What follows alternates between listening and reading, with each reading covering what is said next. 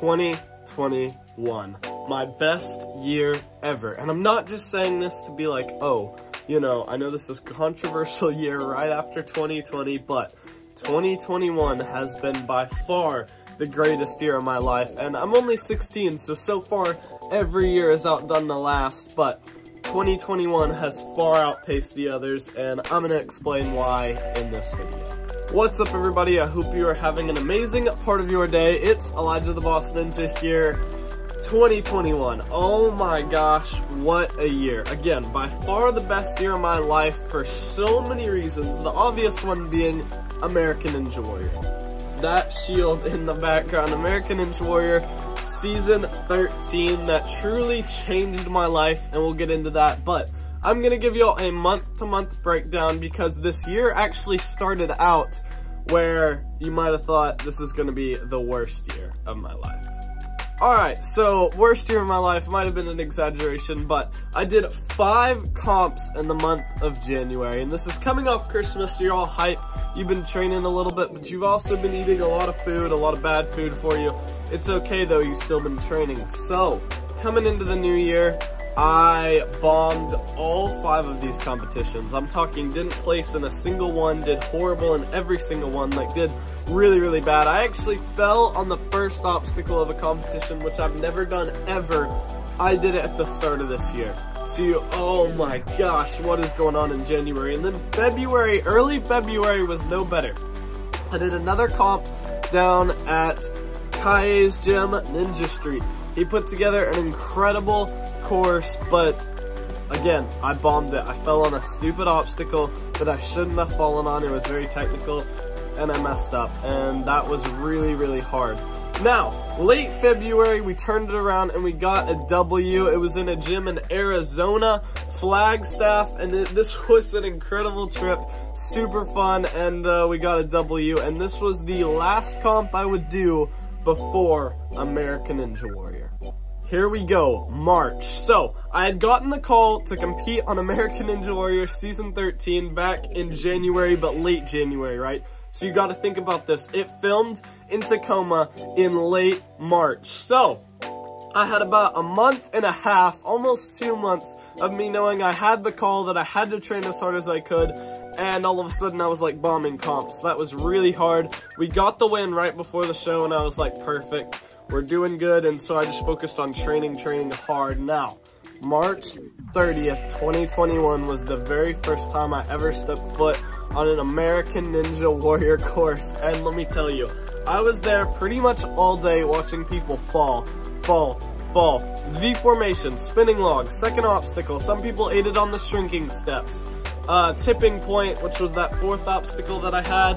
I couldn't believe it. There was separated into a morning and afternoon group, 40 and 40. Only one person cleared in the morning group, so I was so nervous, guys. Like, no one was clearing this course, but I went out there and I cleared the course, got the 2nd fastest time, which was a dream come true. I wasn't planning on going for speed. It just happened. My body took over, it went for it, and so I could not believe it. 2nd fastest time, I was so excited, and I hit my very first NW buzzer. It just so happened to be the lowest qualifying clear night of all time, only 5 clears on that course. That has never happened before. I am so grateful to God for that experience. That was amazing. If you like these videos, please go down and subscribe, smash the like button, comment whatever you want down there. I would really appreciate it. A lot of work goes into these videos, a lot of time, and we're trying to hit 2K subscribers, so please go down, subscribe, and all that. I would greatly appreciate it. Alright, so now, March 31st, we go into another hardcore training week, a couple of weeks, and then we fly out to LA. We actually only had about 2.5 weeks before I took a plane to LA to compete in semifinals of American Ninja Warrior. And let me tell you, I wanted this buzzer so bad, because if you hit the buzzer, you get a finisher patch, and I wanted that finisher patch so bad. That's been a goal of mine for so long. I didn't do any comps in April. I was just preparing for semifinals, and let me tell you, I underestimated how hard this course was by 1,000. This course was stupid hard, but I also overestimated how hard this course is, and let me explain. The reason I overestimated how hard this course was is because I took extra swings and everything just to make sure I had the dismount, as opposed to being efficient through everything, being really strong for the 9th obstacle. I was already a little tired. Maybe I should have gone tuning forks, but I stand by my decision. I went for it, fell on inverter, and that was the waiting game now. Now I had to wait all night and see if I made it to Vegas, and that was the most scary thing I had ever done Ninja Warrior related. I was like, am I not gonna make it to Vegas? Like, oh my gosh, I came off the 2nd fastest time in Tacoma. I was so slow to the 9th obstacle that I might not make it to Vegas, and that was so hard and I was so worried. But I just had to trust God, and here we go. I got the text at like 5 a.m. I stayed up all night saying that I made it to Vegas, and I was super excited, so hyped, but at the same time, we had a month to train for Vegas, and I was not gonna let that opportunity slip away. So then we go into May, and May was just extremely hard training. I flipped my sleep schedule, which, let me tell you, you hear about that on the show a lot, people flipping their sleep schedule. It is not fun and glamorous like you might think. Like, you go to bed at like 3 or 4 a.m. after you just got done training. You sleep till like 2 or 3, well, not that late because I don't really get 12 hours of sleep, but you know what I'm talking about, and friends want to hang out and everything, but by the time you do school, you do work, you've missed so many phone calls by then. It is brutal, guys. Like, I can't describe to you how painful it is to stay up all night and then sleep all day. It is not fun at all. I don't like it, but I did it in preparation for Vegas, and I don't regret it at all. I feel like it really, really helped. I was not tired in Vegas at all whenever we filmed overnight, so I was super grateful for that. Here we go. Stage 1. It's glamorous, it's huge, you literally stand on the starting line and can barely see the finish. It is that long of a course. It is unlike anything I've ever attempted before, and we went out and we cleared it, which is just insane. So I've hit 2 buzzers in my rookie season, and that's awesome. I wanted more, but I was so excited. Now, the next night we filmed stage 2, so you'll all see these weeks later. But then I went on to stage 2, and I was like, I have to hit my 3rd buzzer of my rookie career, and on a stage 2 course, that would be insane. So I went out there, I was feeling amazing, and then I missed the very last catch on the falling shelves, which is just heartbreaking because I wanted that buzzer so bad, and I knew I could get it. So that was really, really hard for me. But again, super grateful for that opportunity. God is good. And, you know, hopefully we get the call for next year and we can just go out there, apply what we learned, and go kill it. So the rest of May, it was kind of just like filming and stuff like that for YouTube. And then we go into June. Now, before this June, I actually only trained 1 student all the time. I trained my sister and all of them, but I only coached 1 student before June. Now, my 2nd student, Nathan, he started training with me in June, and he has got me so much better throughout the year. And since June, I've got now 14 students that I train. I have 3 more actually coming later today to train, so that'll be 17, wait, 15, 16, 17, yeah, I added right, let's go. So yeah, 17 students that I coach. I'm so extremely grateful for them. I get to pour into them, apply what I've learned through Ninja, and just the fact, like, how quick these kids get better. I'm just so proud of them. They're amazing. But yeah, grateful to God for that my Ninja coaching business has just excelled.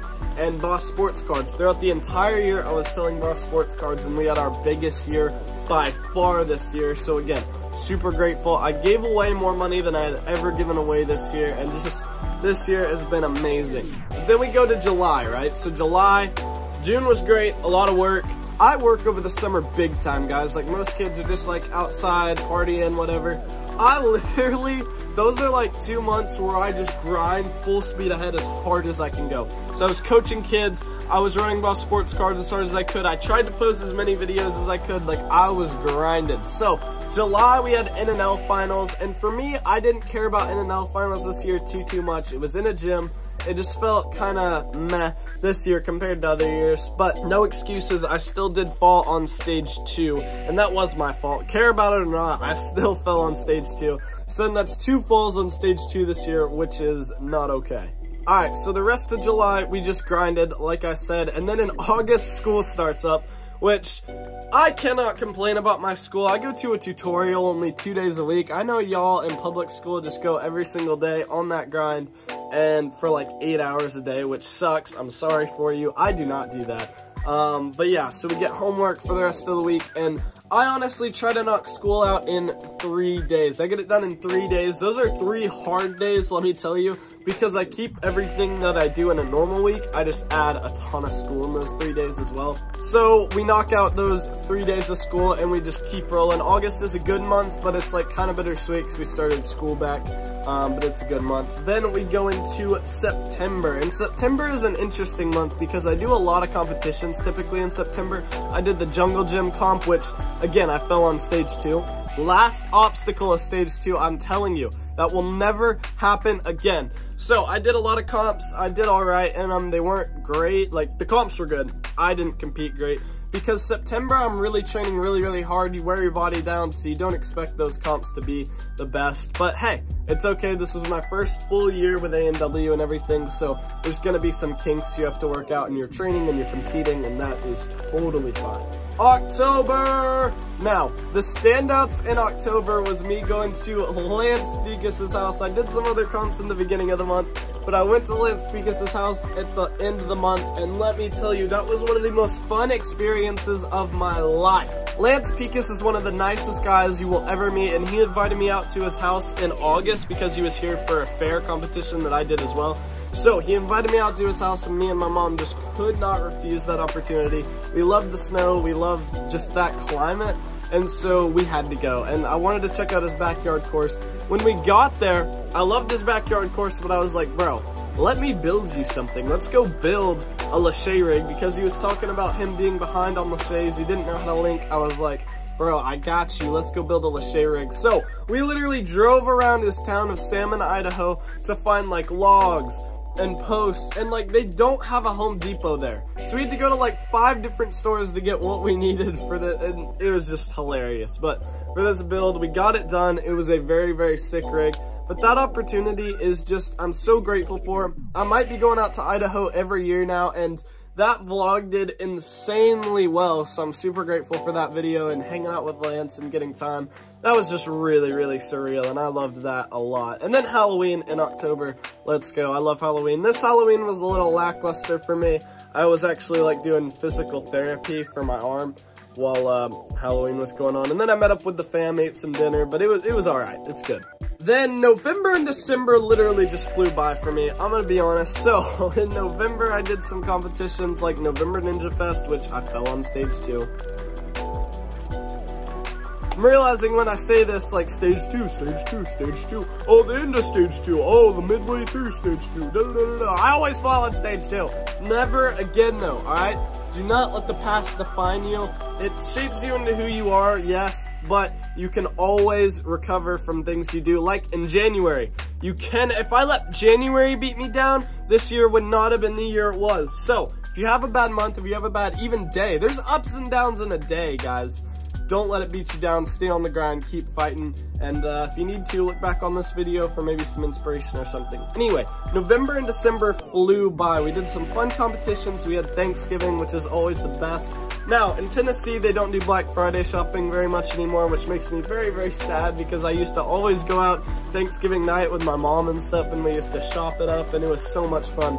They don't really do that anymore, and that really kind of throws a dent in my Thanksgiving. I'm gonna be honest, it makes me a little sad. But Thanksgiving is still amazing, and that's not really what Thanksgiving is about, but it does make it a little more fun. And then, you know, we go into December, and December has been amazing. December for Boss Sports Cards is always an insanely huge month. I've picked up quite a few kids in December. It has just been incredible, and I cannot explain to you how cool it has been.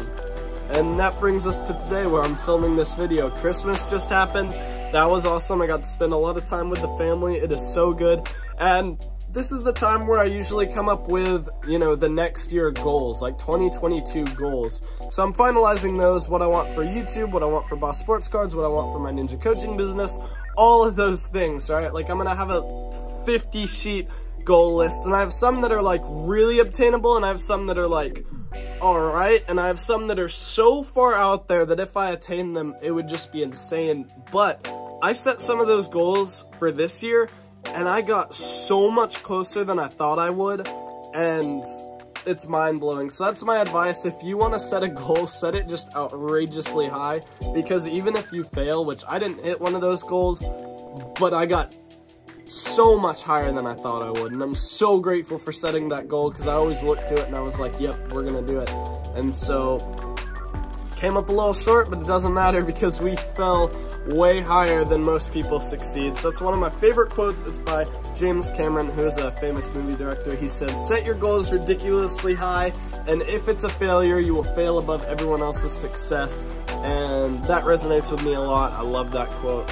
And that's the year, 2021. I love you. You have been an incredible year. Thank you so much. I wanted to say thank you to the Boss fam as well. I don't know if y'all knew this. We started out the year with like 600 subscribers. I was so happy. Now we're at almost 2,000. So this year we almost tripled, which is just insane. Or we did triple because I was at 600, 1,200, 1,800. I love you, Boss fam. I love making YouTube videos. Thank you so much. Next year, we're going to have some outrageous goals. I'm talking 10,000 subscribers, but I think we can do it. I really do believe that. So we're going to have some crazy goals, but I appreciate you, Boss fam. I will catch you in the new year. See you later. Peace.